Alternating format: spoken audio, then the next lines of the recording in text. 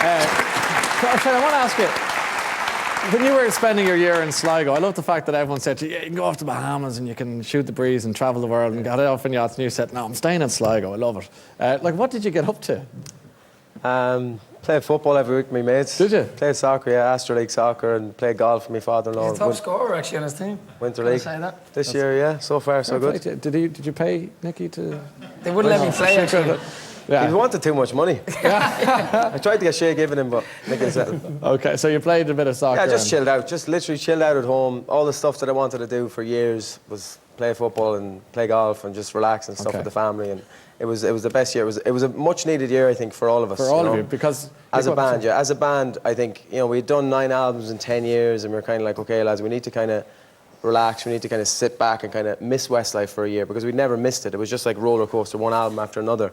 And I think coming back then, we made a great album last year, and What About Now obviously was a massive hit off it, and it reignited us as a band again. Did you, at any stage, and be as honest as you can in the sense that, did you at any point wake up one day and say, I really want out of the band, it's been great, but the roundabout's gone too fast and I've had enough now? Did you get tired of it?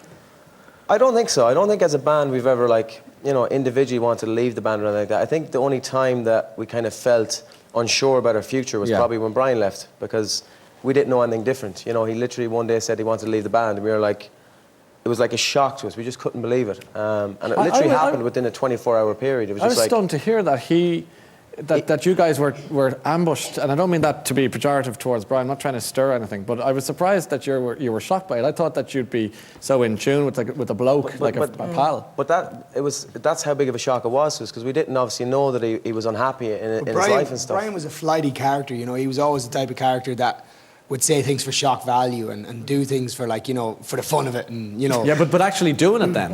Yeah, that's the point though. Did you think he was taking the mickey or something? We thought we were being punked, MTV. We were like, don't be silly, the punk show. I know what you're talking about. Kind of camera style. That had started. It was fairly big in America at the time, and they were doing like an Irish version or an English version of it. And we thought he was punking us. We actually checked him for cameras, and we were looking around going, seriously, and he was like, no, I want to. Because it was how many days before a big tour? 19 days before the first gig, but he also, that day, he was learning the routines for the first song. So what happened? It was weird. It was really weird. The only thing predictable about Brian is that he's totally unpredictable. And, I suppose that probably caused, an element of, it sort of unsettled us. And I think we're more settled now that element isn't, as strong in the band or whatever. But that you're missing that sort of unpredictability. Well, look, it's exciting from an outsider's point of view to look at Brian. It's fun, and it's it's kind of everyone used to he used to get a lot of attention, and I used to admire his ability to just be so unpredictable and so fearless. But at the same time, it definitely, you kind of never knew what was about to happen. So I think the new phase of Westlife definitely, it didn't have so much unpredictable. We kind of were a bit more in control of things. Nicky, you were going to say something there. Sorry, Nicky. No, I was going to say that we were, looking back at it now, and we're being very honest about it, and we're all, I'm 32 and the boys are 31 and 30, so we look at it very differently now as well. I think, we were 23 when he left, or 24, some of us, and he did get a lot of attention at the time, and at the time, Kerry his wife at the time had just won I'm a Celebrity, Get Me Out of Here. Both of their profiles had rocketed, and I think we still never thought he would do it, but it was one of those when he kind of went, lads, I'm out of here, I'm hanging up my boots. It was a bit like, nah, come on, it's not going to happen, because we genuinely believed Westlife had a long future. I mean, most boy bands, Boyzone, take that, did 3 albums, greatest hits, and then they all went their separate ways.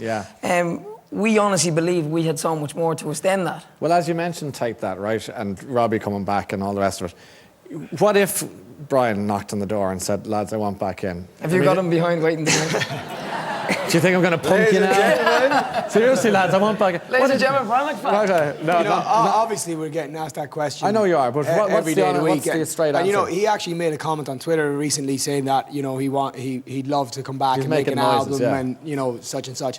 And at the end of the day, we love Brian to pieces. What Brian gave Westlife will never be forgotten. What he gave the 4 of us, we will cherish him for that forever. But what you see right now is Westlife.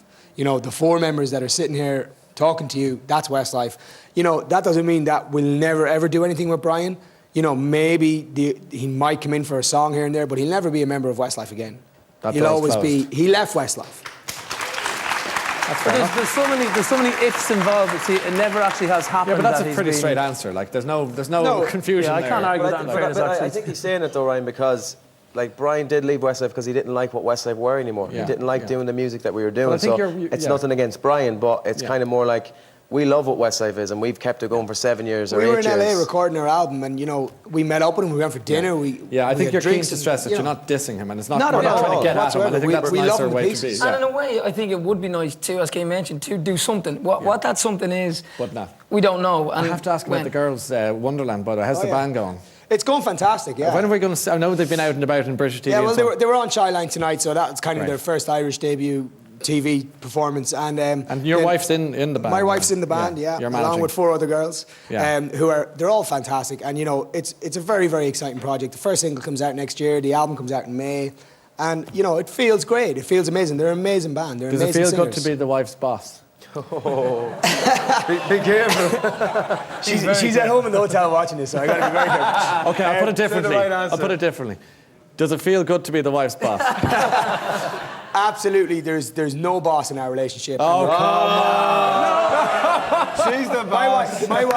My wife is the type of person who she knows when she's right and she knows when she's wrong. She's an argumentative person when it's necessary, but if Louis says something to her, if I say something to her, she knows at the end of the day that she's got Louis Walsh, who's her manager, who's made Boys Own, Westlife, he's a judge in the X Factor. She's got me there, and we're all there. We're only there to help. We're not there to kind of... Yeah, it's a team. It's gaffer, though.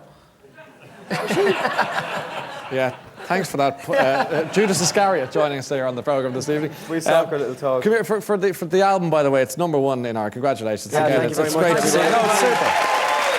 Thank you to everybody who bought it. Hey. And it's flying all the way up the top of the UK charts. You're going to be there in due course. And you're just great ambassadors for the country in a time we need it. So congratulations and continued success. By the way, one last comment from Shane. Yeah, we just want to say we're announcing our 5th O2. It's going on sale next week. So you're selling out. You've sold out 4. We're going for 5 now. now, 5 for 5 in a row. Okay. Next week it goes on sale. Well, it's great work.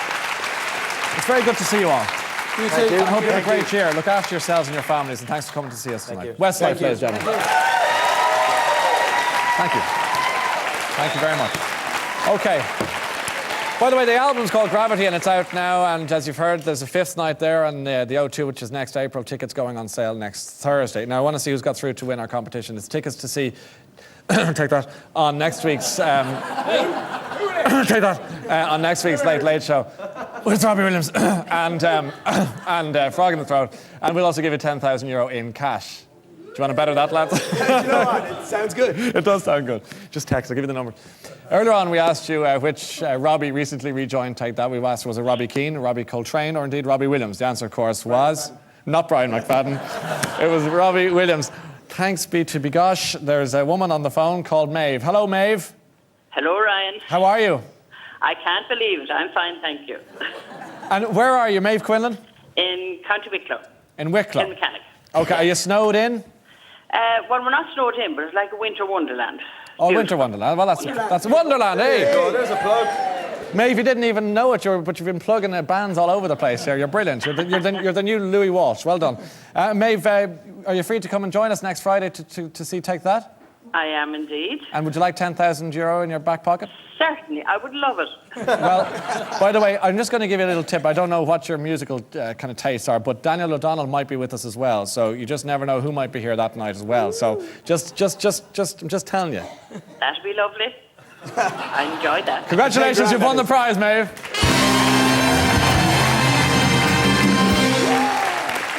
That's it for tonight. Thanks to all my guests. I'll be back on RTE 2FM, 9 o'clock Monday morning. Until then, look after yourselves. Good night.